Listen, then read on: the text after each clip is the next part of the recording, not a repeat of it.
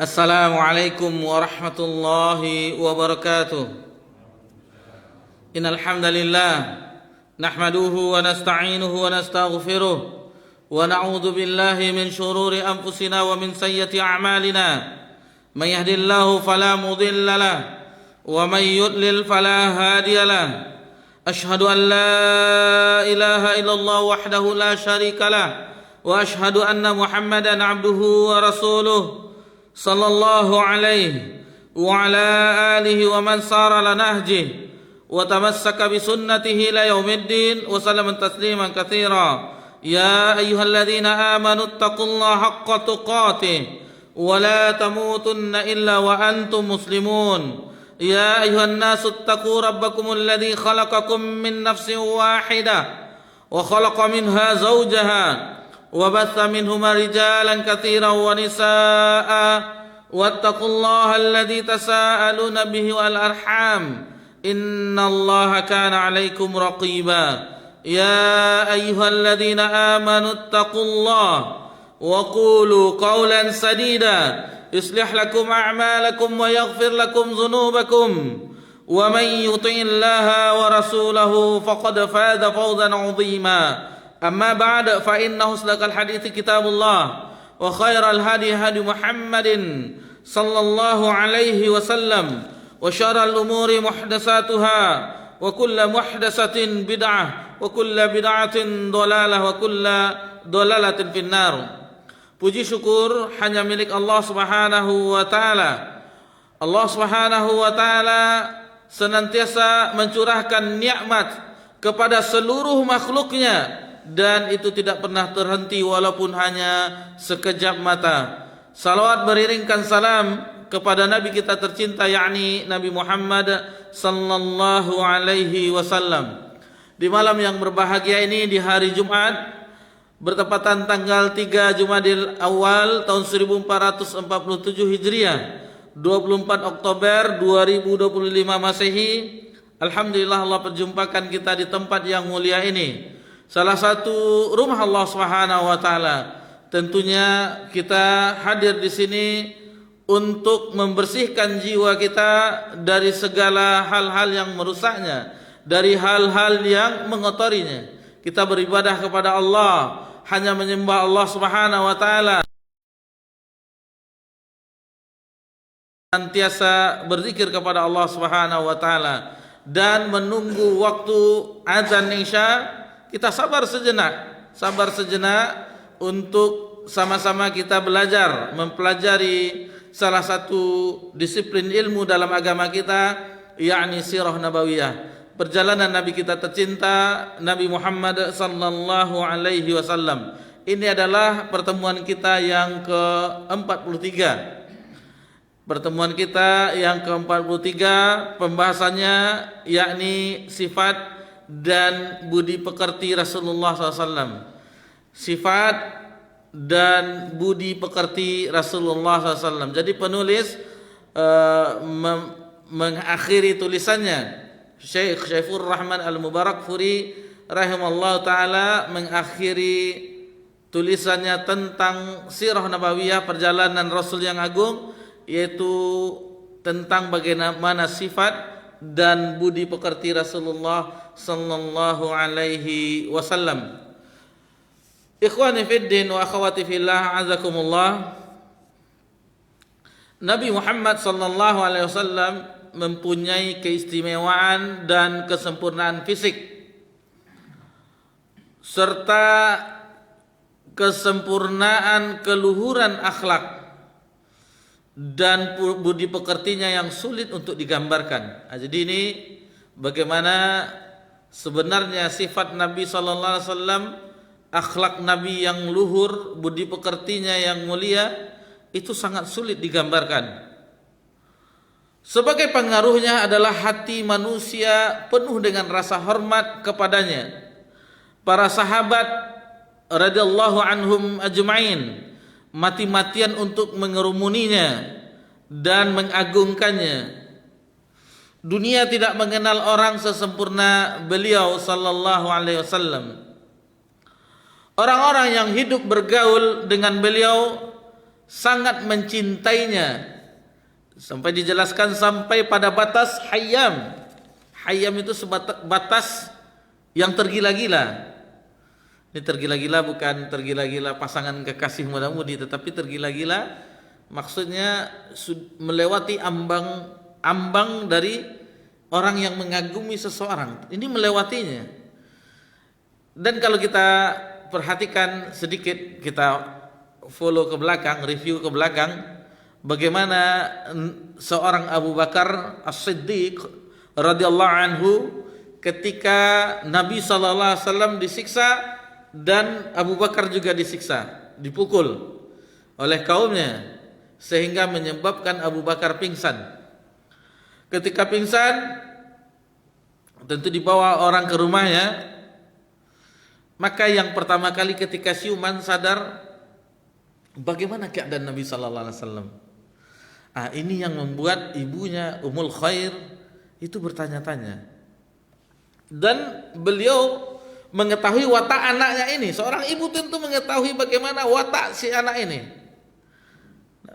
Aneh, kenapa kita mengkhawatirkan tentang kondisinya, tentang keadaannya, lalu ketika baru sadar menanyakan tentang bagaimana keadaan Nabi sallallahu alaihi wasallam, mengenai keadaan Muhammad ketika itu, karena Ummul Khair, ibunya Abu Bakar As-Siddiq, itu belum beriman ketika itu. Walhamdulillah, mulailah cahaya keimanan tumbuh ketika itu. Berpikir, ini tidak mungkin anak saya ini mengagumi seseorang tanpa ada alasan. Tentu ada alasannya. Singkat cerita, akhirnya Ummul Khair, ibu dari Abu Bakar, itu juga beriman kepada Allah Subhanahu wa taala, mengikuti syariat Nabi Muhammad sallallahu alaihi wasallam. Dan bagaimana tipe seorang anak, perilaku seorang anak, begitulah juga ibunya. Abu Bakar As-Siddiq radhiyallahu anhu ketika mengetahui kebenaran, kemudian beriman dengan kebenaran, itu tidak berhenti-henti juga mendakwahkan, mengajak orang ikut beriman kepada agama Allah Subhanahu wa taala. Dan rata-rata 10 orang yang dijamin, sahabat yang dijamin dijanjikan surga, itu berkat dakwah dari Abu Bakar, Utsman bin Affan, Zubair bin Awwam, Abdurrahman bin Auf, dan seterusnya. Itu berkat dakwah dari Abu Bakar As-Siddiq. Begitu juga ibundanya, yakni Ummul Khair, yang baru saja memeluk agama Islam, terang keimanan di dalam sanubarinya, juga mengambil jalan dakwah, mengajak ibu-ibu para sahabat untuk beriman kepada Allah Subhanahu wa taala. Jadi ibunya para sahabat, ibunya yang sebagaimana didakwahkan oleh Abu Bakar, juga diajak oleh ibunya Abu Bakar As-Siddiq untuk beriman terhadap apa yang dibawa oleh Nabi kita tercinta sallallahu alaihi wasallam.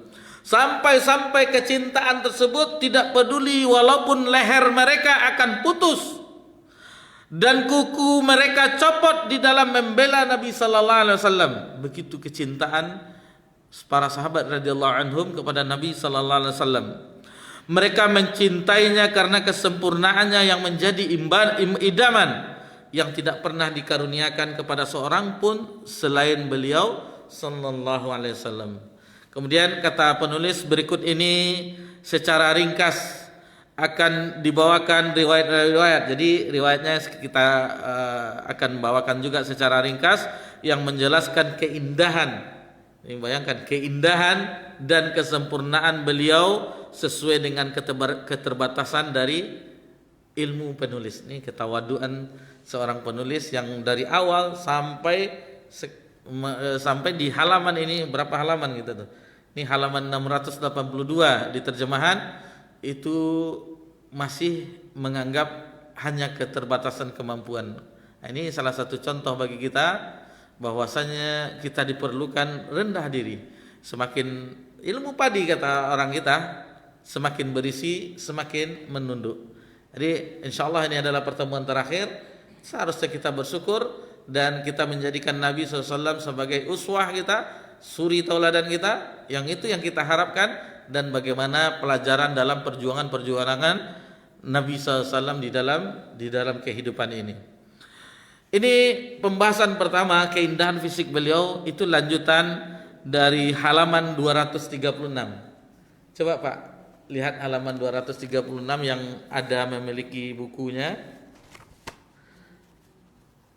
Halaman 236. Mohon mungkin ada yang bisa membacakan satu alinea saja, yang paling pojok kiri atas, halaman 236. Pak Ben sudah jumpa halaman 236? Coba satu halaman itu tolong dibacakan Pak, yang paling kiri atas. Enggak, supaya connect kita dengan pembahasan ini kan.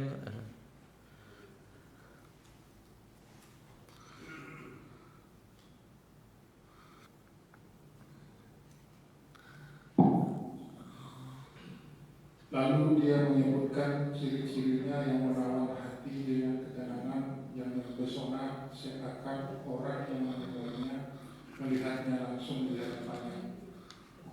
Dalam hal ini kami akan memaparkan penjelasan mengenai ciri-ciri fisik beliau Sallallahu Alaihi Wasallam pada halaman-halaman akhir buku ini. Tip, sampai di situ saja. Jadi beliau memang menunda pembahasannya, sebagaimana tadi telah kita dengar bersama-sama bahwasanya tentang bagaimana ciri-ciri fisik beliau, maksudnya Nabi SAW itu ada di halaman-halaman akhir buku ini gitu. Yang ini yang kita sudah berada di bagian akhir tersebut. Baik. Jadi jelaslah bagi kita bahwasanya inilah lanjutannya yang mana penulis menunda, dan itu diceritakan oleh Ummu Ma'bad bagaimana tentang Nabi sallallahu alaihi wasallam itu diceritakan, namun diundurnya, tidak semuanya disebutkan pada pembahasan tersebut peristiwa hijrah Nabi sallallahu alaihi wasallam. Lalu disinilah dibawakan tulisan-tulisan tersebut. Ikhwani fiddin wa akhwati fillah, azakumullah. Di sini diberi judul keindahan fisik beliau. Berarti sifat fisik Nabi SAW. Ini belum akhlaknya lagi, ini masih fisik Nabi SAW. Bagaimana gambarannya? Ummu Ma'bad Al-Khuzaiyah, ini lanjutan yang halaman 236 tadi, berkata tentang diri Rasulullah SAW, menjelaskan bentuk fisik beliau kepada suaminya. Jadi ada kita sedikit kok diceritakan kepada suaminya, ya ketika itu Nabi Abu Bakar dan penunjuk jalan sempat singgah dan tidak ada waktu itu suami dari Ummu Ma'bad. Lalu ketika suaminya pulang melihat ada tanda-tanda orang yang singgah, yang mampir, lalu diceritakanlah oleh Ummu Ma'bad Al-Khuzaiyah tentang tamu yang singgah, yang mampir di kemah mereka. Jadi mereka tinggal di padang pasir hanya dengan kemah-kemah saja. Kehidupan orang Badui. Jadi ketika Nabi SAW melewati kemahnya pada saat hijrah, beliau terlihat sangat tampan. Ini Nabi SAW sangat tampan, berwajah cerah, bagus bentuk fisiknya. Ini khawatirnya kan, dikhawatirkan oleh orang sekarang, nanti diketiknya di AI kan, muncul inilah sosok Nabi yang sallallahu. Tapi mudah-mudahan tidak ada yang menggambarkan, meskipun teknologi yang sudah canggih, mudah-mudahan tidak ada yang melakukan yang demikian. Badannya ramping, ini Nabi SAW ramping badannya, kita gemuk malu. Kepalanya tegak, kepala Nabi SAW tegak, tampan. Kedua matanya lebar dan hitam, bulu matanya lentik, suaranya agak parau, lehernya jenjang, matanya tajam dan gelap, kedua alisnya bak bulan sabit dan bersambung. Bagaimana bulan sabit dan bersambung? Rambutnya sangat hitam, apabila diam maka terpancar darinya kewibawaan. Apabila berbicara terlihat akrab. Dari kejauhan beliau adalah orang yang paling tampan dan paling elok. Dari dekat beliau adalah orang yang paling bagus dan paling manis. Tutur katanya manis dan bernilai, tidak pendek dan tidak panjang. Maksudnya tidak terlalu tinggi. Perkataannya lembut bagaikan mutiara yang tertata rapi. Postur tubuhnya, badannya sedang. Mata yang memandangnya tidak akan mencibir karena posturnya yang pendek dan tidak pula mencelanya karena posturnya yang terlalu tinggi. Nah, kalau orang kita kan kalau terlalu pendek, boncel gitu. Kalau yang terlalu tinggi, woi anjang gitu. Orang ini kan ada aja gelar orang sama dia kan. Beliau bagaikan dahan di antara dua dahan, paling tampak di antara tiga orang, dan paling tinggi kedudukannya. Beliau memiliki teman-teman yang selalu mengelilinginya. Apabila beliau berbicara, mereka mendengarkan perkataannya. Apabila memerintahkan sesuatu, mereka bergegas untuk melaksanakannya. Beliau adalah sosok yang ditaati dan disegani, tidak pernah bermuka masam dan tidak pernah mencela seseorang. Jadi ini dinukilkan dari kitab Zadul Ma'ad. Zadul Ma'ad yang ditulis oleh Al-Imam Ibnu Qayyim rahimahullah taala. Kemudian yang tadi telah selesai pemaparan dari Ummu Ma'bad yang mana Nabi ketika itu singgah di kemahnya ketika peristiwa hijrah. Kemudian Ali bin Abi Thalib radhiyallahu anhu, sepupu dan sekaligus menantu Nabi SAW, berkata menjelaskan tentang pribadi Rasulullah SAW. Perawakan beliau sedang, tidak terlalu tinggi dan juga tidak terlalu pendek, berbadan lebar, rambutnya ikal, tidak keriting dan tidak lurus. Kalau yang acara-acara sekarang itu bagaimana rambut Nabi, sendal Nabi, artefak kan ada di museum-museum yang digelar-gelar sekarang. Nah, ini rambut Nabi, pedang Nabi, sendal Nabi. Nah, kan ada tuh sekarang oleh orang-orang yang mengaku keturunan Nabi Sallallahu Alaihi Wasallam. Jadi rambut Nabi SAW itu ikal, tidak keriting dan tidak lurus. Badannya tidak kurus dan tidak pula gemuk, berarti sedang ya. Wajahnya bulat, kulitnya putih bersih. Kedua matanya lebar, tajam dan hitam. Bulu matanya lentik, tulang persendiannya besar, punggungnya kekar, bulu dadanya lembut dan halus. Jari jemari tangan dan kakinya keras. Apabila berjalan seakan-akan berjalan di tempat yang landai. Apabila menoleh, seluruh badannya juga menoleh. Jadi Nabi SAW dengan badan-badannya menoleh. Kalau kita kan enggak, kadang kepala saja kan. Nabi SAW kalau melihat seseorang memutar dengan badannya. Kemudian di punggungnya ada tanda kenabian dan beliau adalah penutup para nabi. Jadi ada tanda benjolan di pundak Nabi SAW sebesar telur, itu ada di punggung Nabi SAW. Beliau adalah orang yang paling bagus telapak tangannya, paling kekar dadanya, paling jujur perkataannya, paling menepati janjinya, paling lembut jiwanya, paling mulia pergaulannya. Siapa saja yang secara tiba-tiba memandangnya, niscaya akan merasa kagum padanya.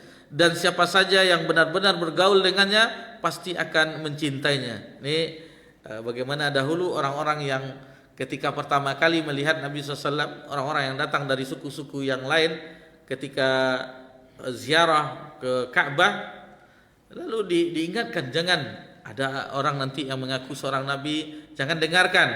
Dia adalah seorang yang gila, penyair dan seterusnya. Dan di situ dilihatlah oleh Tufail Ad-Dawsi, lihatnya, inilah sosok orang yang dikatakan orang ini begini-begini. Ketika melihat saja itu tidak ada nampak seorang pembohongnya. Ketika melihat Nabi SAW, tidak ada nampak pembohongnya Nabi SAW. Dari pertama melihat saja sudah ada pesonanya, tidak ada wajah pembohong. Dan begitu juga para ulama dahulu. Para ulama dahulu ketika orang-orang melihatnya, orang akan ingat kepada Allah Subhanahu Wa Taala.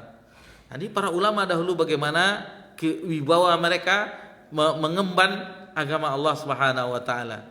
Ini orang-orang yang Allah anugerahkan tentunya sesuatu pandangan orang sejuk melihat kepada rupanya. Kemudian Nabi sallallahu alaihi wasallam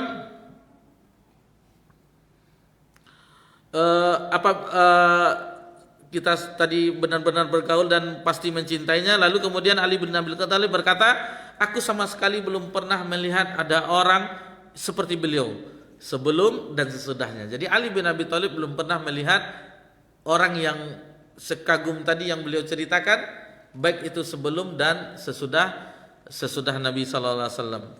Kemudian dalam sebuah riwayat yang lainnya, pergelangan tangannya besar, bulu dadanya panjang, apabila berjalan badan beliau tegak ke depan seakan-akan turun dari tempat yang tinggi. Jadi Nabi SAW itu sigap jalannya, seolah-olah padahal jalannya datar tetapi seolah-olah itu jalan yang menurun cepat. Kemudian Jabir bin Samurah berkata, mulut beliau lebar, kelopak matanya panjang, dan kedua tungkainya tidak banyak dagingnya. Ini terdapat dalam Sahih Muslim. Yang tadi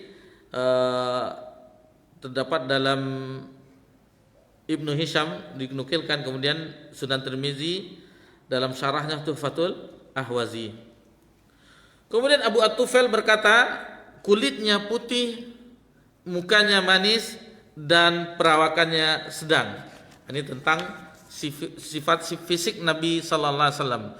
Kemudian dari Anas bin Malik Abu Hamzah khadim Nabi sallallahu alaihi wasallam berkata, kedua telapak tangannya lapang. Kemudian ia berkata, kulit beliau putih kemerah-merahan, tidak terlalu putih seperti kapur dan tidak pula coklat. Uban pada rambut, kepala dan jenggotnya kurang dari 20 helai. Jadi Nabi SAW meskipun sudah berumur, itu ubannya tidak banyak, kurang dari 20 helai. Kemudian ia berkata, cambangnya sedikit beruban. Dalam sebuah riwayat disebutkan rambut kepalanya sedikit beruban. Jadi ada uban Nabi SAW tetapi tidak banyak. Abu Juhaifah berkata, saya melihat uban pada rambut di bawah bibirnya. Nah, jadi di bawah bibir kan ada yang sebagian orang yang tumbuh di sini, itu juga beruban. Al-Bara berkata, beliau berdada lebar, rambutnya panjang hingga kuping telinga. Aku melihatnya memakai baju merah dan aku belum pernah melihat sesuatu pun yang lebih indah darinya. Dahulu Rasulullah SAW suka mengurai rambutnya karena beliau suka untuk mengikuti ahli kitab. Setelah itu beliau membelahnya. Jadi dahulu Nabi mengurai rambutnya karena dahulu Nabi sebelumnya mengikuti ahli kitab. Namun setelah itu Nabi SAW menyelisihi ahli kitab. Jadi setelah itu beliau membelah. Mungkin zaman kita ini belah tengah ya, membelahnya atau belah samping, yang penting dibelah. Kalau dahulu diurainya awal-awalnya, tapi setelah itu Nabi menyelisihi ahlul kitab. Bagaimana ahlul kitab berbuat, Nabi menyelisihinya. Kemudian Al-Bara berkata, beliau adalah orang yang paling elok wajahnya dan paling indah fisiknya. Kemudian ia ditanya, apakah wajah Nabi seputih pedang? Ia menjawab, tidak, akan tetapi seperti bulan. Dan di dalam lain disebutkan wajahnya bundar. Ini disebutkan dalam Sahih Bukhari, Sahih Muslim, dikumpulkan semuanya tentang sifat fisik Nabi sallallahu alaihi wasallam. Kemudian Jabir bin Samurah berkata, aku melihat Rasulullah sallallahu alaihi wasallam pada suatu malam yang cerah. Jadi beliau pernah melihat Nabi SAW di malam yang cerah, tentu ada rembulan. Aku memandang beliau, kemudian memandang bulan. Beliau memakai baju merah, ternyata beliau lebih indah daripada bulan. Jadi dilihatnya Nabi SAW, dilihatnya rembulan, lebih indah Nabi sallallahu alaihi wasallam. Kemudian Abu Hurairah radhiyallahu anhu berkata, aku tidak pernah melihat sesuatu yang lebih indah daripada Rasulullah SAW. Seakan-akan matahari beredar di wajahnya. Perumpamaan. Jadi ini majas kalau kita belajar dulu, hiperbola ya. Semacam seolah-olah matahari itu berputar di wajah Nabi, beredar di wajah Nabi SAW. Dan aku tidak pernah melihat seorang pun yang lebih cepat jalannya daripada Rasulullah SAW. Seakan-akan dunia ini dilipat untuknya. Kami telah berusaha dengan sungguh-sungguh untuk mengejarnya, akan tetapi ia meninggalkanku, kata Abu Hurairah radhiyallahu anhu. Jadi jalan Nabi SAW itu cepat. Ka'ab bin Malik radhiyallahu anhu berkata, apabila beliau gembira, wajah Nabi SAW itu bercahaya sehingga terlihat seperti potongan bulan. Suatu saat Rasulullah SAW berkeringat di sisi Aisyah Ummul Mukminin radhiyallahu anha sehingga wajahnya mengkilap.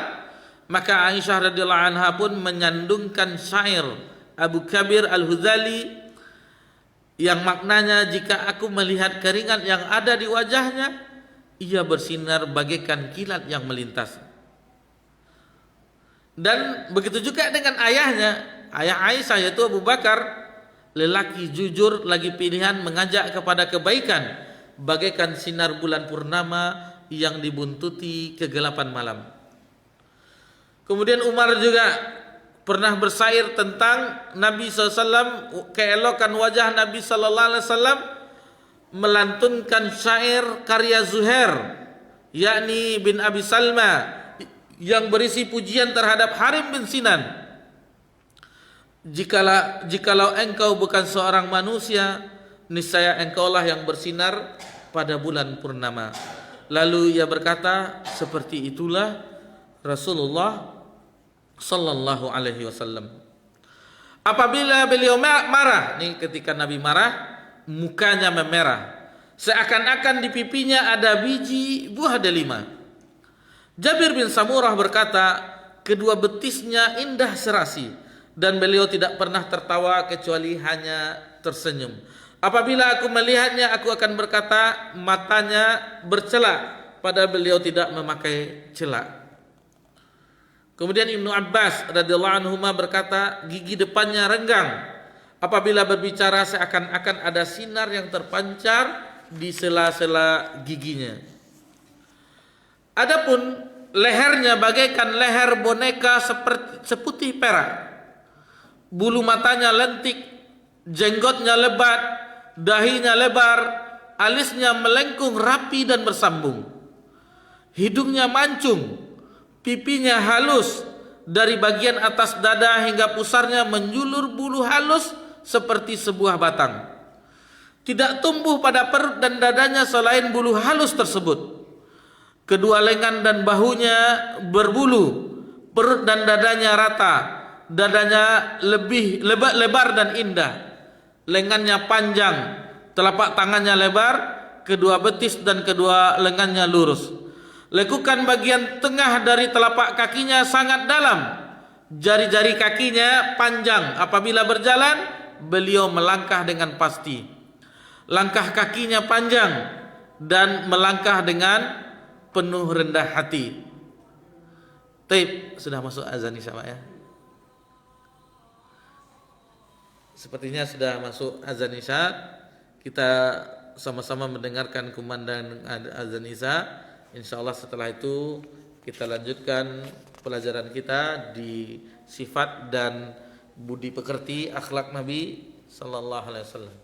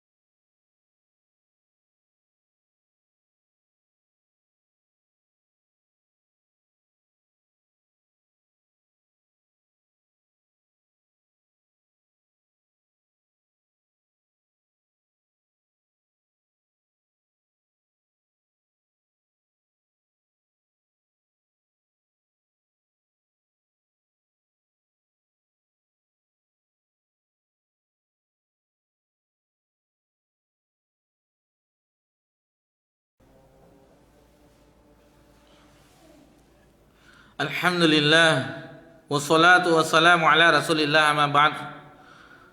Alhamdulillah tadi sama-sama kita telah mendengarkan bagaimana sekilas pandang tentang sosok fisik dari Nabi kita tercinta sallallahu alaihi wasallam yang dibawakan oleh penulis di sini dan dikutip dari beberapa kitab dan juga terdapat dalam kitab hadis. Tadi kita lihat di catatan kakinya itu ada di dalam Sahih Bukhari, Sahih Muslim, kemudian di Sunan Tirmizi dan yang lainnya. Tapi kita lanjutkan, ada beberapa pembahasan tentang sifat fisik Nabi SAW sebelum ke akhlak budi pekerti beliau. Anas berkata, aku belum pernah menyentuh kain sutra sehalus telapak tangan Nabi sallallahu alaihi wasallam. Di telapak tangan Nabi sallallahu alaihi wasallam halus. Dan aku sama sekali belum pernah mencium aroma atau wewangian. Di dalam riwayat yang lain, aku belum pernah mencium parfum anbar, kasturi ataupun yang lainnya seharum aroma atau wangi Rasulullah SAW. Jadi Nabi SAW bukan tanpa parfum pun beliau sudah wangi. Sebagaimana ini nanti disebutkan oleh Ummu Sulaim, ada riwayatnya. Kemudian Abu Juhaifah berkata, aku pernah menggapai tangannya kemudian kuletakkan pada wajahku. Ternyata tangan Nabi SAW, telapak tangan Nabi SAW itu lebih sejuk daripada embun dan aromanya lebih wangi daripada aroma kasturi. Kemudian Jabir bin Samurah berkata, kala itu ia masih kecil. Jadi Jabir ketika itu masih kecil. Rasulullah SAW pernah mengusap wajahku.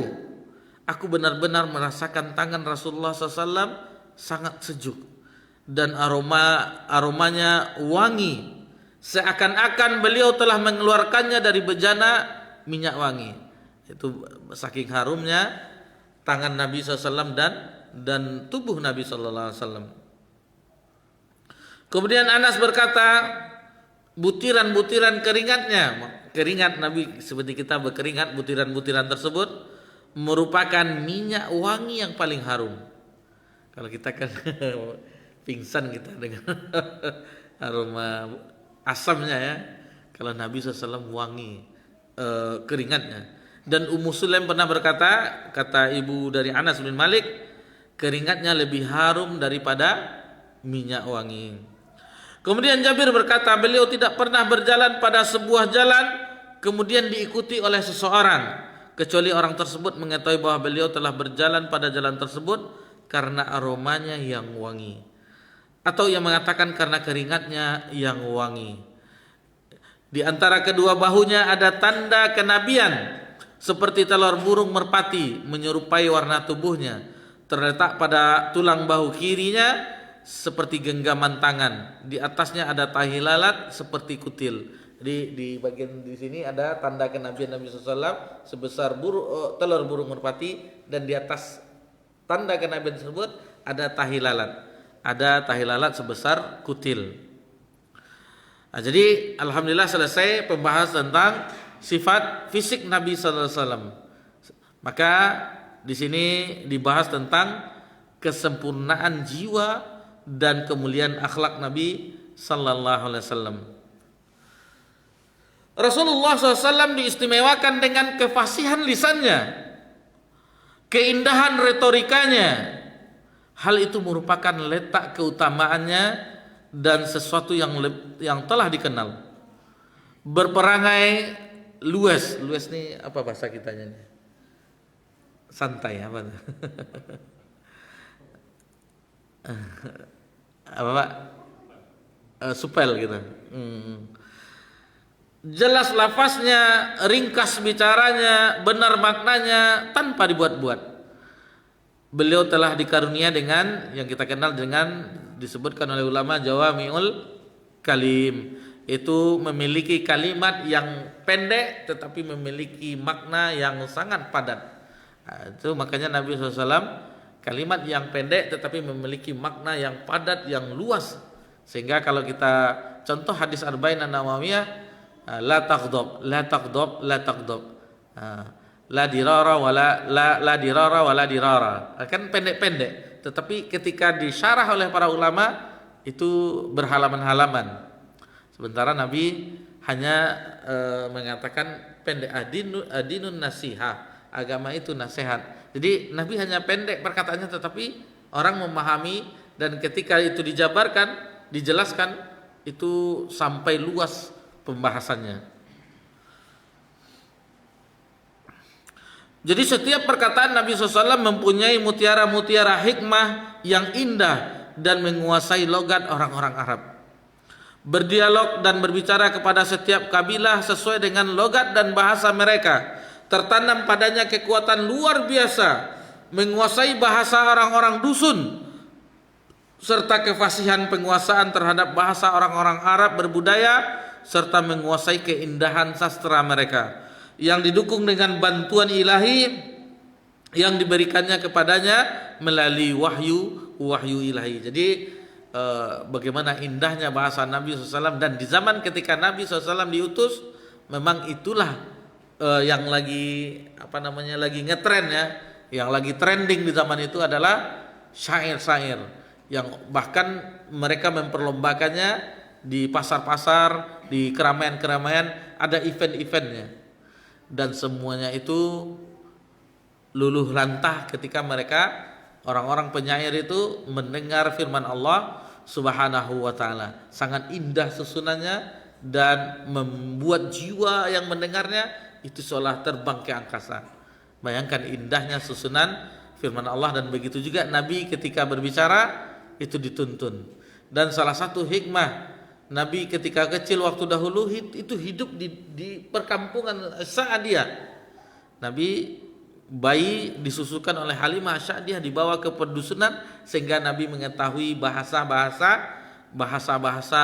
yang dusun tersebut. Jadi Nabi mengetahui yang bahasa Arab yang aslinya. Itu di bagian dusun-dusun orang-orang Badui tersebut. Itu yang asli bahasa Arabnya. Adapun yang perkotaan itu sudah lalu lintas, itu sudah tercemar dengan bahasa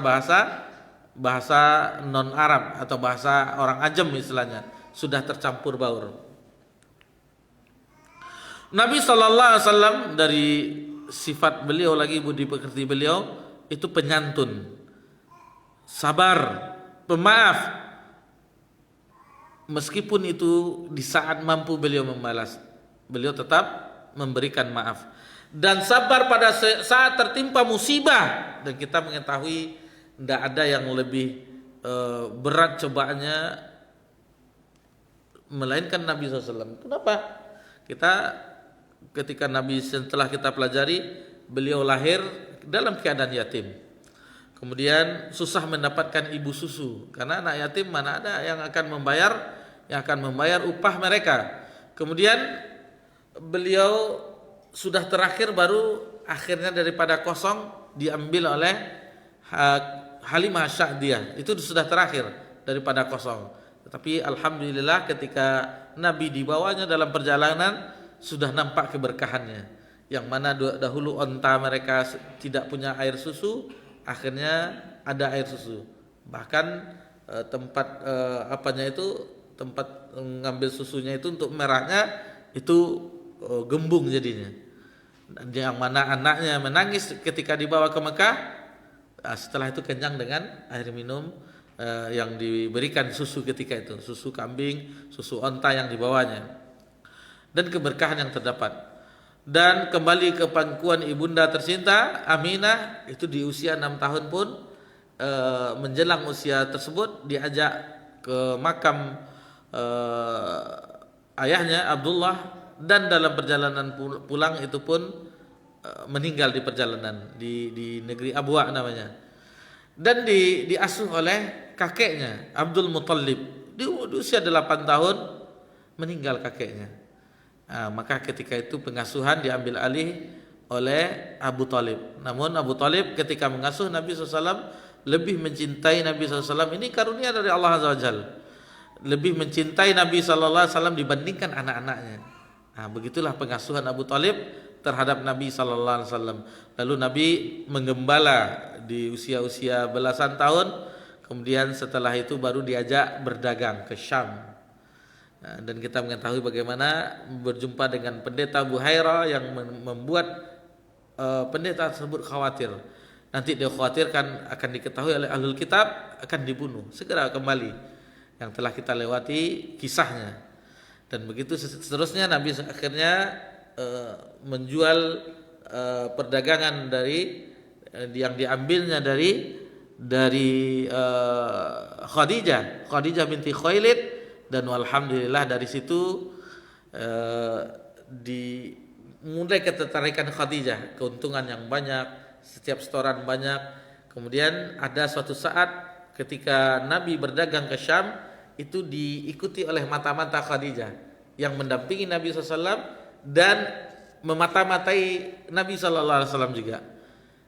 Ketika kembali diceritakanlah bagaimana sifat Nabi SAW, muncullah cinta di dalam hati Khadijah, sehingga Khadijah yang melamar Nabi sallallahu alaihi wasallam. Kejujuran yang inilah yang dicari oleh sosok Khadijah radhiyallahu anha, yang bagaimana budi pekertinya selama perjalanan, selama berdagang dan seterusnya, itulah yang diceritakan sehingga bahasa kitanya yang jatuh cintalah Khadijah gitu. Taib. Kemudian musibah tadi itu baru sebagian sedikit ya. Belum ketika Nabi SAW turun wahyu Nubi Abi Iqra, Nabi itu diangkat menjadi Nabi dengan Iqra bismi rabbikal ladzi khalaq wa ursila bil muddatsir, dan diangkat menjadi Rasul dengan ya ayyuhal muddatsir kum fa'anzir wa rabbaka fakabbir. Kemudian Nabi SAW bertambah lagi cobaannya. Bayangkan sosok yang diangkat menjadi utusan Allah Subhanahu wa taala didustakan oleh kaumnya. Coba kita dengan kondisi demikian tentu kita akan marah-marah. Saya ini utusan Jibril yang datang, kamu tidak. Mungkin itu sikap kita, tapi Nabi SAW bagi yang menerima, alhamdulillah, yang enggak, bahkan itu diikuti oleh paman beliau Abu Lahab. Di musim orang ziarah ke Baitullah, musim haji dan umrah, maka setiap Nabi berdakwah di kemah-kemah yang tamu-tamu Allah, duyufur Rahman, Abu Lahab di samping Nabi SAW. Tidak, ini dia pendusta, dia serangnya, jangan dengarkan, ini dan seterusnya. Nabi apakah Nabi melawan pamannya? Tidak, Nabi pindah. Diikuti lagi, Nabi pindah, seterusnya. Bagaimana cobaan Nabi SAW ketika berdakwah? Kemudian Nabi SAW di tahun kesedihan Amu Hazan, meninggallah dua orang sosok yang menopang membuat beliau tegar, yaitu Abu Thalib dan Khadijah. Dan beliau pun berusaha berdakwah keluar Mekah, Taif ketika itu, dan kita bagaimana mengetahui perlakuan orang Taif yang menghina Nabi SAW, yang anak-anak melempar Nabi SAW dan wanita-wanita keluar, dan akhirnya Nabi SAW dikejar-kejar oleh penduduk Taif sehingga akhirnya selamat, dan itu Nabi berdarah, luka. Ketika selamat dari kejaran tersebut, ditawari oleh malaikat Akhzabain, dua gunung, untuk menimpakan gunung tersebut dibelah, akan ditimpakan kepada penduduk Taif. Nabi tidak mau. Kata Nabi SAW, Nabi berharap nanti suatu saat akan lahir dari sulbi mereka orang-orang yang bertauhid, beriman kepada Allah Subhanahu wa ta'ala. Dan begitulah perjalanan seterusnya. Nabi SAW menyaksikan seluruh anak-anaknya meninggal, kecuali yang bungsu Fatimah. Seluruhnya anak laki-lakinya beliau saksikan meninggal. Qasim, Abdullah di usia kecil, kemudian Zainab yang pertama meninggal ketika baru berjumpa dengan suaminya yang telah lama berpisah karena faktor hijrah dan keimanan, Abul As. Kemudian meninggal pula setelah itu di tahun kedua Hijriah, Ruqayyah. Kemudian ketika itu Ruqayyah suaminya Utsman bin Affan. Dinikahkan oleh Nabi anaknya, putrinya yang lain, yaitu Ummu Kulsum. Ummu Kulsum pun wafat tahun 9 Hijriah ketika perang Tabuk. Dan semuanya, dan ada anak dari budak pemberian dari penguasa Mesir Kibti ketika itu, Maria Al-Kibtiyah, lahir seorang putra yang diberi nama Ibrahim. Umur 18 bulan itu juga meninggal. Dan ketika dikuburkan dilihat oleh Abdurrahman bin Auf, "Ya Rasulullah, anta tabki?" Wahai Rasulullah, engkau menangis? Memang Nabi menangis ketika menguburkan putranya tersebut. Keluar air mata Nabi, bersedih Nabi sallallahu alaihi wasallam. Kata Nabi SAW, "Sungguh dengan kepergian engkau wahai Ibrahim, kami menjadi sedih." Lalu Nabi mengatakan kepada Abdurrahman bin Auf, "Sesungguhnya mata itu bersedih mengeluarkan air mata, kemudian hati itu juga ikut bersedih, dan tidak lain keluar dari lisan ini yaitu sesuatu yang diredai oleh Allah." Jadi jangan yang tidak diredai oleh Allah yang keluar, yang diredai oleh Allah Subhanahu wa taala. Bagaimana penyiksaan seterusnya putri-putri Nabi ketika sebelum hijrah, membersihkan debu, kemudian isi perut onta yang ditimpakan ke punggung Nabi SAW. Banyak sekali penderitaan Nabi SAW. Dan ketika bisa Nabi membalas ketika Fathu Mekah di tahun ke-8 Hijriah, apakah Nabi SAW menundukkan setelah menaklukkan Mekah, mana orang-orang yang dahulu menghinaku, mana orang-orang yang dahulu mengusirku, mana orang-orang yang dahulu telah berbuat begini terhadap kaumku, dan seterusnya? Tidak. Nabi SAW memerdekakan mereka semuanya. Karena hukum ketika menaklukkan suatu daerah, itu harta itu menjadi rampasan perang, dan wanita-wanita dan anak-anaknya itu menjadi budak tawanan perang. Akan tetapi Nabi SAW memerdekakan semuanya penduduk Mekah. Tidak ada yang menjadi budak, tidak ada yang menjadi tawanan perang. Semuanya dimaafkan oleh Nabi SAW, sebagaimana Nabi Yusuf memaafkan saudara-saudaranya. Nah, jadi begitulah bagaimana kesabaran Nabi SAW. Sedikit kita review pelajaran kita yang telah lalu. Kemudian setiap orang yang penyantun pasti mempunyai kesalahan dan kekeliruan. Berbeda dengan Rasulullah SAW, semakin banyak gangguan yang dihadapinya, semakin bertambah kesabaran beliau. Dan tidak ada kesalahan orang yang jahil yang tertuju padanya, kecuali menambah kemurahan hati beliau SAW. Ummul Mukminin Aisyah radhiyallahu anha berkata, tidaklah Rasulullah SAW itu diberi kesempatan untuk memilih antara dua perkara, kecuali beliau memilih yang paling ringan di antara keduanya, selama perbuatan itu tidak perbuatan dosa. Jadi antara dua pilihan, sama-sama tidak pilihan dalam keadaan dosa, Nabi memilih yang paling ringan. Itu sifat Nabi SAW. Rasulullah SAW tidak membalas seseorang karena kepentingan pribadi, akan tetapi karena syariat Allah telah dilanggar, sehingga beliau membalasnya karena Allah. Jadi ketika Nabi dihina, Nabi dikata-katakan, Nabi tidak marah. Tetapi kalau syariat Allah, apalagi mengenai Allah, maka Nabi SAW akan membalasnya karena Allah. Beliau adalah orang yang paling jauh dari kemarahan dan orang yang paling cepat redha. Itu kalau kita perhatikan dahulu ketika Umar membawa Taurat, yang mana nampak oleh Nabi SAW, sampai Nabi mengatakan, merah wajah Nabi, seandainya Musa hidup di zamanku tidak beriman padaku, maka Musa akan masuk neraka. Ketika itu kata Umar, lalu Umar mengetahui Nabi sedang marah, lalu Umar mengatakan, raditu billahi robba wa bil islami dina wa bi Muhammad. Diulang-ulang oleh Umar, barulah nampak cerahnya wajah Nabi ketika itu.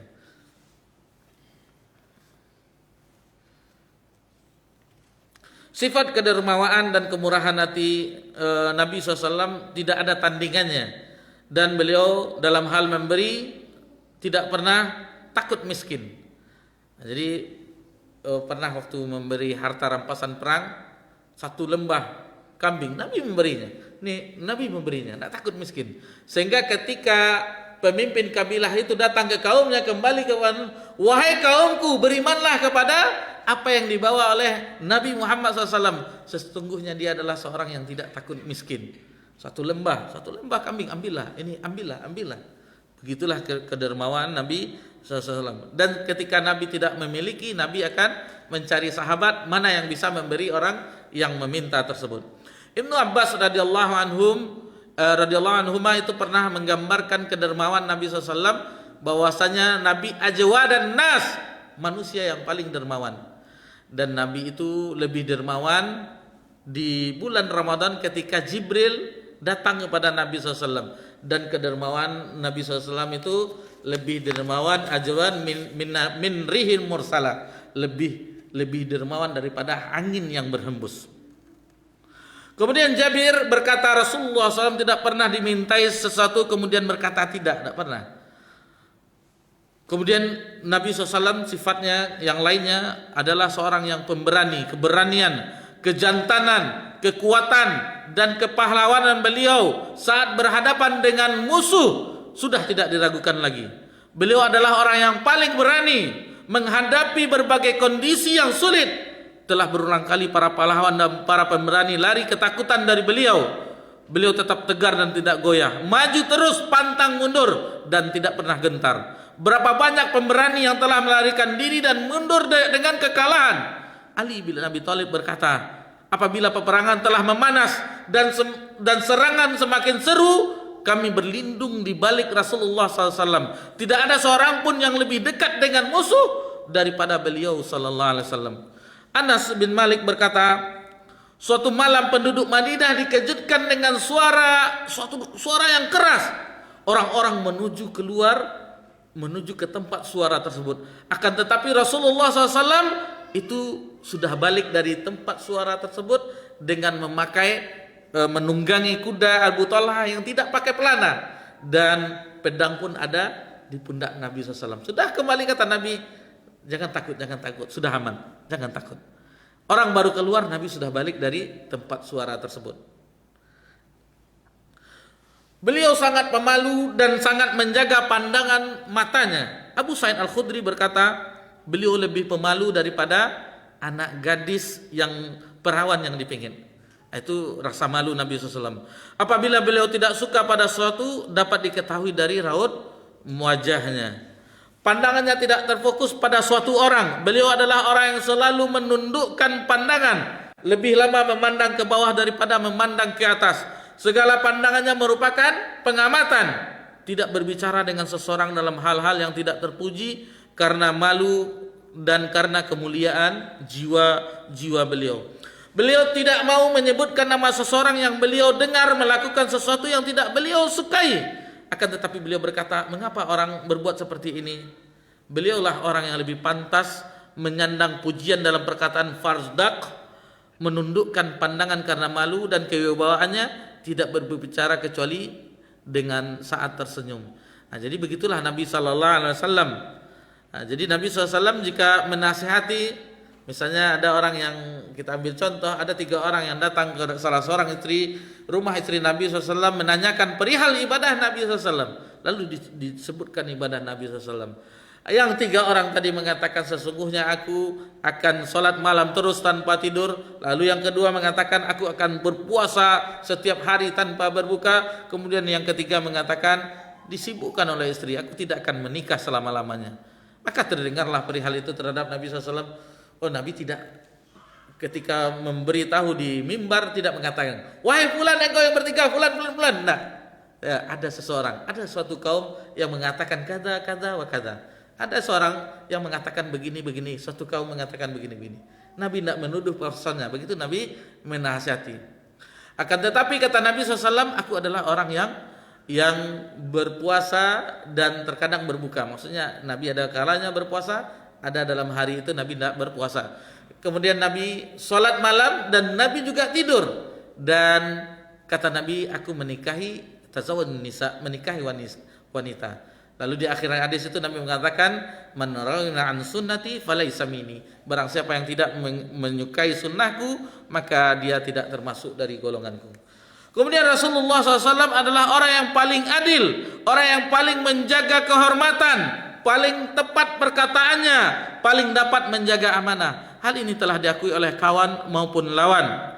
Sebelum diangkat menjadi nabi, beliau dikenal dengan gelar Al-Amin, orang yang terpercaya, dan dijadikan sebagai pemutus perkara pada masa jahiliyah. Imam At-Tirmizi meriwayatkan dari Ali radhiyallahu anhu bahwa Abu Jahal berkata kepada Rasulullah SAW, kami tidak mendustakanmu, akan tetapi kami mendustakan risalah yang kau bawa. Maka Allah menurunkan firman-Nya dalam surah Al-An'am ayat 33, fa innahum la yukadzibunaka walakinnadz zalimina biayatillahi yajhadun. Karena mereka sebenarnya bukan mendustakanmu, akan tetapi orang-orang zalim itu mengingkari ayat-ayat Allah Subhanahu wa taala. Heraklius, kaisar Romawi, pernah bertanya kepada Abu Sufyan, dan ini terdapat dalam Sahih Bukhari di awal kitab Badiul Wahyi. Itu disebutkan tentang dialog antara Heraklius dengan Abu Sufyan. Ketika itu Abu Sufyan belum beriman. Apakah kalian menuduhnya sebagai seorang pembohong sebelum ia mengatakan apakah yang telah ia katakan? Lalu Abu Sufyan berkata, tidak.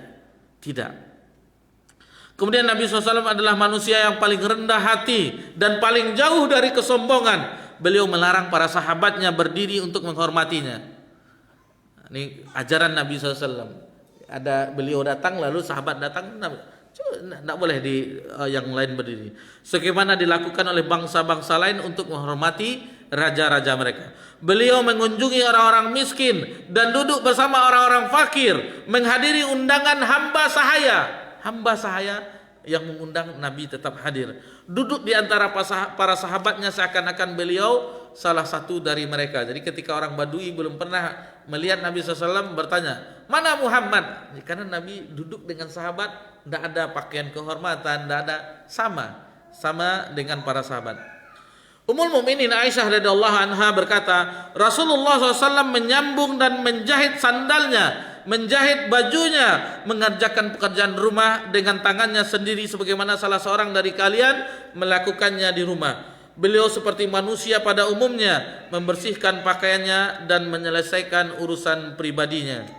Beliau adalah orang yang paling menepati janji, suka menyambung silaturahim, orang yang sangat pengasih dan penyayang terhadap orang lain, orang yang paling baik dalam bergaul dan berperilaku, paling baik akhlaknya, orang yang paling jauh dari akhlak yang tercela, tidak berkata buruk, tidak pula suka mencela, tidak suka melaknat, tidak bersuara keras di pasar, dan tidak membalas perbuatan buruk dengan keburukan pula. Akan tetapi beliau memaafkannya dan membiarkannya. Beliau tidak membiarkan seorang berjalan di belakangnya, tidak membedakan diri dari budak-budaknya dalam hal makanan dan minuman. Suka membantu orang-orang yang membantunya, sama sekali tidak mengatakan hus atau Jadi tidak pernah hus, tidak pernah Nabi SAW seperti itu kepada pembantunya, dan tidak mengkritiknya dalam apa yang dikerjakan maupun yang ditinggalkan.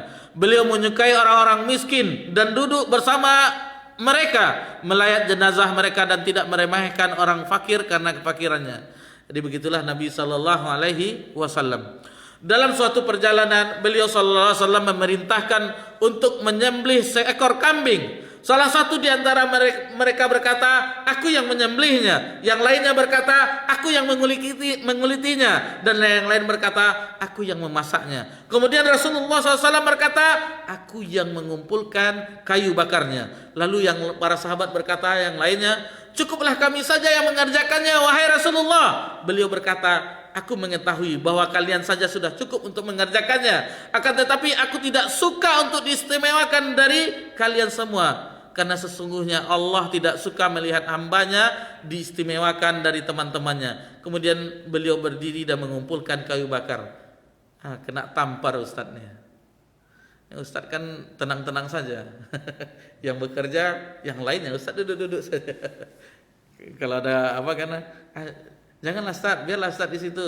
Jadi Ustaz itu biasanya dilayani, diambilkan ini dan seterusnya. Kalah Ustaz sama Nabi sallallahu alaihi wasallam. Ya kadang kita ikut juga membantu. Biarlah kami juga ngeraja Ustaz tenanglah. Tetapi Nabi SAW tidak mau. Ini pelajaran yang sungguh. Jadi kalau ada yang bekerja, misalnya ada gotong royong, meskipun kita Ustaz misalnya atau yang lainnya, kita ikut juga. Nabi SAW ketika ada orang-orang, ada yang menyembelih, ada yang mengulitinya, ada yang memasaknya, semua sudah diambil. Kata Nabi, kalau begitu saya yang mengambil kayu bakar. Jangan Rasulullah. Nabi tidak mau. Semua sudah bekerja, masa dia enggak bekerja. Ini suatu pelajaran yang alhamdulillah di malam hari ini. Jadi jangan terlalu kadang kita memang kita menghormati orang yang telah memberikan ilmu, tetapi ada batasannya juga. Jadi di antara ghulu dan tafrid, di antara berlebihan dan di antara meremehkan, sebatasnya, ada wajarnya. Karena khawatirnya nanti si ustadz itu sombong jadinya, karena dilayani, minumannya diambilkan, makanannya diapakan. Jadi ada banyak pelajaran sebenarnya yang tidak mungkin, terkadang mungkin itulah memuliakan ilmu misalnya, ya ada bab-babnya juga, yang mesti kita ambil pelajaran yang banyak. Nah, jadi ini sungguh sesuatu pelajaran yang sangat berharga sekali. Seorang nabi pun ikut bekerja juga dengan mencari kayu bakar, sementara yang lain menyembelih, menguliti dan memasak. Kemudian Hindun bin Abi Halah memberikan kepada kita gambaran tentang pribadi Rasulullah SAW. Dia berkata, Rasulullah SAW adalah orang yang mudah tersentuh perasaannya, selalu berfikir, tidak mempunyai waktu untuk berleha-leha, tidak berbicara kecuali jika perlu, banyak diam, dan kalau berbicara beliau memulai pembicaraan dan menutupnya dengan seluruh bagian mulutnya. Tidak hanya asal-asalan dan dengan ujung bibir saja, berbicara dengan jami'ul kalim sebagaimana telah kita singgung, yaitu perkataan yang singkat tetapi memiliki makna yang luas. Jelas, tidak berlebih-lebihan dan juga tidak menguranginya, lembut perkataannya, tidak kasar dan tidak pula lembek. Beliau selalu mensyukuri nikmat walaupun sedikit, tidak mencela sesuatu, tidak pernah mencela makanan yang beliau rasakan dan tidak pula memujinya. Jadi Nabi kalau suka, Nabi memakan, kalau tidak suka Nabi meninggalkannya.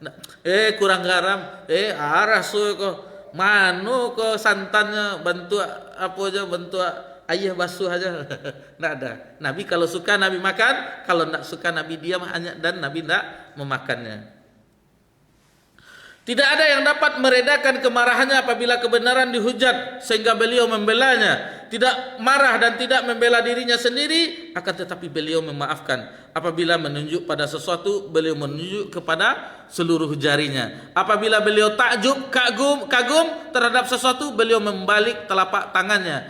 Apabila marah, beliau menghindar dan berpaling, dan apabila gembira, beliau menundukkan pandangannya. Kebanyakan tawanya adalah senyum berkilau seperti tetesan embun. Beliau selalu menahan lisannya kecuali pada hal-hal yang bermanfaat baginya, mempersatukan para sahabatnya dan tidak memecah belah persatuan mereka, menghormati orang yang terhormat pada setiap kaumnya dan memberikan wewenang kepadanya untuk mengatur kaumnya, memberikan peringatan kepada orang-orang dan menjaga diri dari mereka tanpa menyembunyikan sifat kemanusiaannya dari salah satu di antara mereka. Selalu menanyakan sahabat-sahabatnya. Jadi Nabi SAW selalu menanyakan sahabat-sahabatnya dan bertanya kepada orang-orang tentang permasalahan mereka. Nah, jadi kalau ada yang tidak hadir, Nabi bertanya, si fulan kemana, si fulan kemana. Nah, begitulah Nabi SAW memuji kebaikan dan membenarkannya, mencela kejelekan dan menghinakannya, sederhana, tidak suka menyelisihi, tidak lalai karena khawatir mereka akan lalai dan atau bosan. Setiap keadaan yang ada pada dirinya merupakan hal yang wajar, tidak kikir dalam menyampaikan kebenaran dan tidak pula melampaui batas. Orang-orang yang dekat dan cinta kepadanya adalah orang-orang terbaik di antara mereka. Orang yang paling utama baginya adalah orang yang paling banyak nasihatnya, dan orang yang paling agung baginya adalah orang yang paling banyak bantuan dan pertolongannya. Rasulullah SAW tidak duduk dan berdiri kecuali dalam keadaan berzikir. Ini pelajaran juga.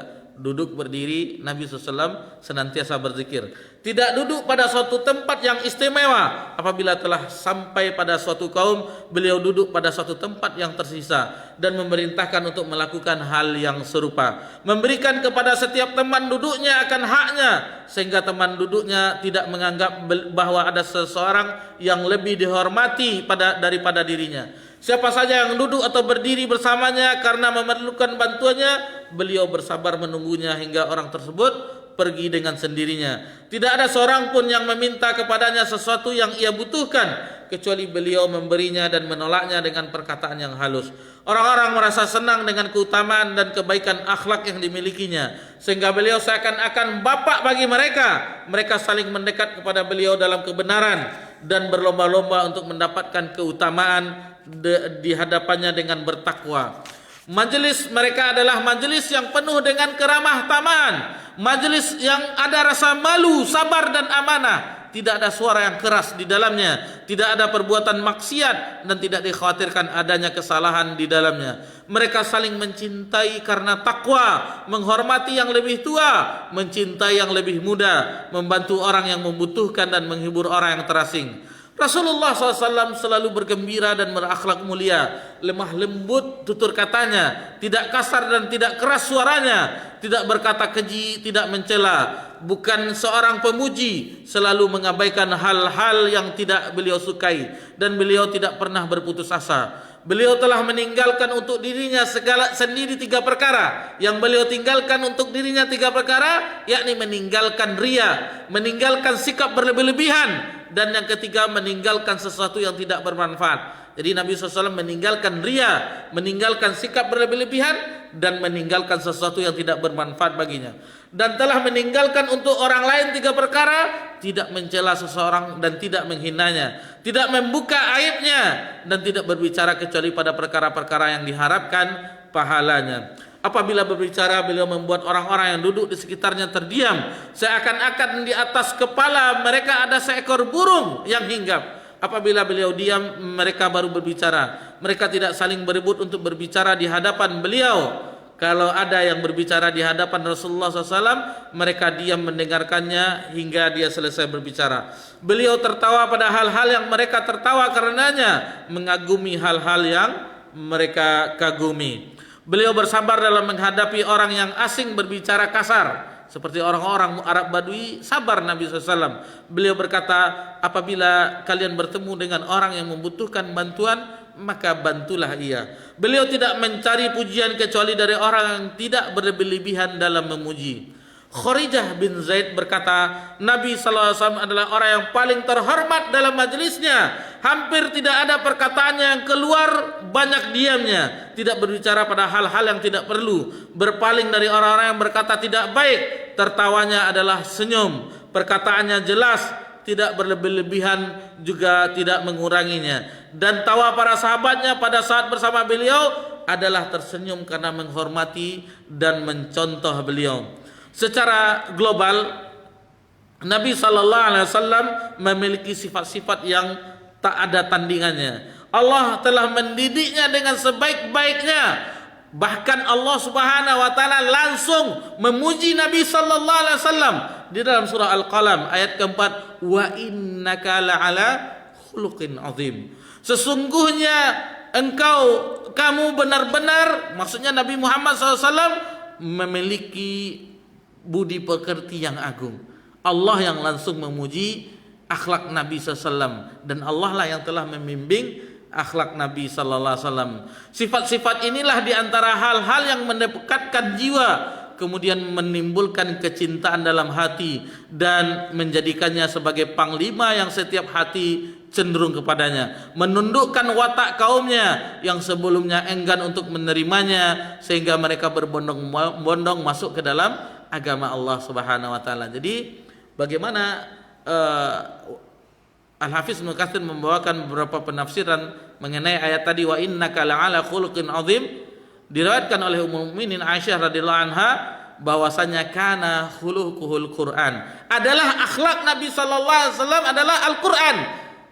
Ketika Al-Quran memerintahkan bertakwa, Nabi yang paling bertakwa. Ketika Al-Quran melarang, Nabi yang paling pertama menjauhinya. Kana khuluqul Quran. Jadi ini firman Allah Subhanahu wa taala yang senantiasa kita mempelajarinya, memperbaiki bacaan kita, dan kita membacanya setiap hari, siang dan malam, menghafalnya. Lalu firman Allah Subhanahu wa taala, kalamullah tersebut kita amalkan dalam kehidupan kita sehari-hari, karena itulah akhlak Nabi kita tercinta sallallahu alaihi wasallam. Bahkan kata ulama, Nabi sallallahu alaihi wasallam adalah Al-Qur'an yang berjalan. Itulah Al-Qur'an, amalan Al-Quran yang tertulis yang ditampakkan oleh sosok Nabi Muhammad sallallahu alaihi wasallam. Sifat-sifat yang kami sebutkan tadi, kata penulis, merupakan goresan ringkas dari kesempurnaan dan keagungan sifatnya. Adapun hakikat keagungan dan kesempurnaan yang dimilikinya merupakan perkara yang tidak bisa diketahui dan tidak bisa diukur kedalamannya. Siapakah yang dapat mengetahui hakikat orang yang paling agung di dunia ini, yang telah mencapai tingkat kesempurnaan yang paling tinggi, berjalan di bawah cahaya ilahi, sehingga akhlaknya adalah Al-Quran. Sementara kita baru tajwid Al-Quran, baru tahsin, memperbaiki bacaan kita, baru menghafalnya. Sementara Nabi SAW Al-Quran itu sendiri. Bayangkan agungnya akhlak Nabi kita tercinta sallallahu alaihi wasallam. Kemudian penulis mengakhiri tulisannya dengan yaitu bersalawat, salawat Ibrahimiyah, yang kita ketahui bahwasanya Allahumma salli ala Muhammad wa ala ali Muhammad kama shallaita ala Ibrahim wa ala Ibrahim innaka Hamidum Majid, wa barik ala Muhammad wa ala ali Muhammad kama barakta ala Ibrahim wa ala ali Ibrahim innaka Hamidum Majid. Jadi ditulis oleh Saifur Rahman Al-Mubarakfuri, Universitas As-Salafiyah, Vanarasi, India. Itu pada tanggal 13 Zulqa'dah tahun 1394 Hijriah, bertepatan tanggal 6 bulan 11 1976 Masehi. Dan walhamdulillah kita semuanya itu telah memulai kajian kita ini di hari Jumat tanggal 5 Al-Muharram 1445 Hijriah, bertepatan 11 Agustus 2023 Masehi. Itu awalnya di Musola Nurul Falah dan kemudian dilanjutkan di masjid kita ini dan selesai walhamdulillah allazi bi ni'matihi tatimmu shalihat di masjid kita ini pada tanggal 3 Jumadil Awal tahun 1447 Hijriah, 24 Oktober 2025 Masehi. Dan alhamdulillah 43 kali pertemuan kita menyelesaikannya sebagaimana di awal kita sebutkan dahulu. Kita menjelaskannya secara ringkas, tidak perkata, kecuali yang bagian terakhir ya. Awal-awalnya dahulu kita hanya mengambil poin-poin pentingnya, dan alhamdulillah itu bisa kita jalani bersama-sama selama 43 kali pertemuan. Dan kalau dilihat rekamannya insyaallah nanti akan kita kumpulkan dari pertemuan pertama sampai 43, itu durasinya rata-rata 1 jam lebih. Ada yang 1 jam 30 menit, 1 jam 25 menit, ada yang 1 jam 10 menit. Mungkin ini kajian yang ba'da Jumat ini paling bosan mungkin jemaah. Lama Ustaz. Kita hanya 40 menit lebih. Orang dahulu 40 tahun belajar. Pergi dari negerinya, dari Basrah, keliling dunia, Madinah, pergi ke Yaman, semuanya Mesir, kembali sudah 40 tahun berlalu, baru sampai sudah putih jenggot ubannya semuanya, baru dia kembali. Kita baru 40 menit sudah kangen dengan keluarga. Jadi alhamdulillah ini adalah nikmat dari Allah Subhanahu wa taala, dan inilah bukti kecintaan kita kepada Nabi sallallahu alaihi wasallam, bahwasanya sebagaimana di awal-awal kita sebutkan di keistimewaan mempelajari sirah nabawiyah, bukti cinta kita kepada Nabi SAW. Kemudian di dalam perjalanan Nabi SAW dari mulai lahir sampai beliau wafat, itu adalah mukjizat. Bagaimana selama Nabi hidupnya, terutama ketika turun wahyu 23 tahun lebih kurang, itu mendakwahkan risalah dari Allah Subhanahu wa taala. Yang tadi kita singgung, nubi'a bi Iqra, Nabi itu dijadikan nabi dengan Iqra bismi rabbikal ladzi khalaqal insana min 'alaq. Kemudian wa ursila bil mudatsir, beliau diangkat menjadi rasul itu dengan ya ayyuhal mudatsir kum fanzir wa rabbika fakabbir wa thiyabaka fatahhir.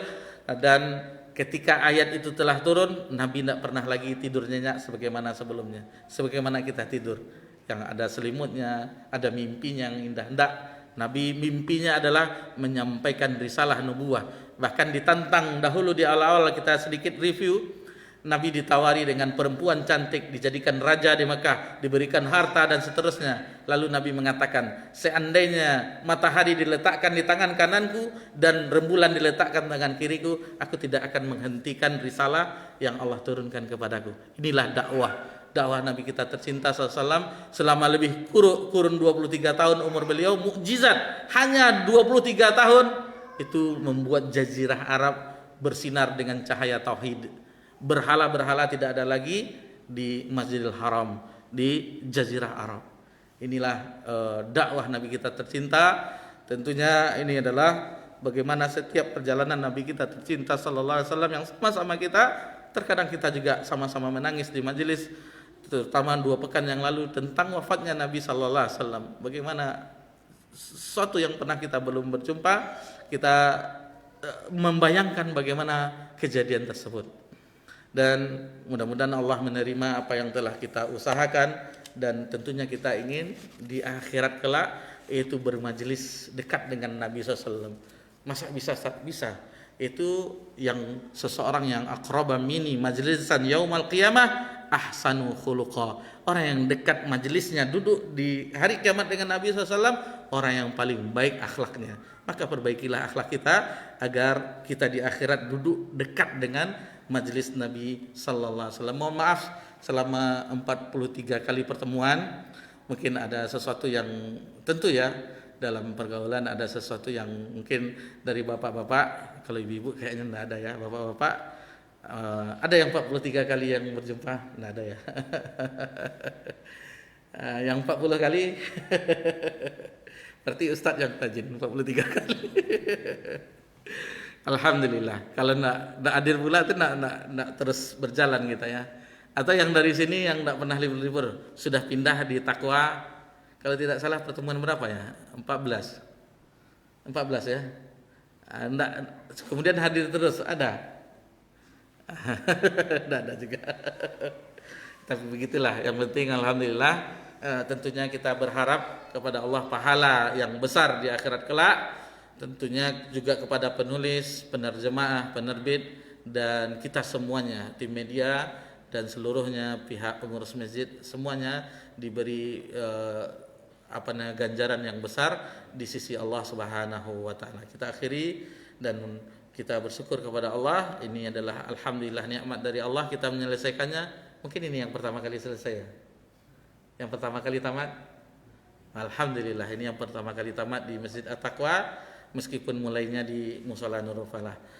Subhanakallahumma bihamdika asyhadu an la ilaha illa anta astaghfiruka wa atubu ilaik. Wassalamu ala nabi Muhammad sallallahu alaihi wasallam wa ala alihi washabbihi ajmain walhamdulillahi rabbil alamin.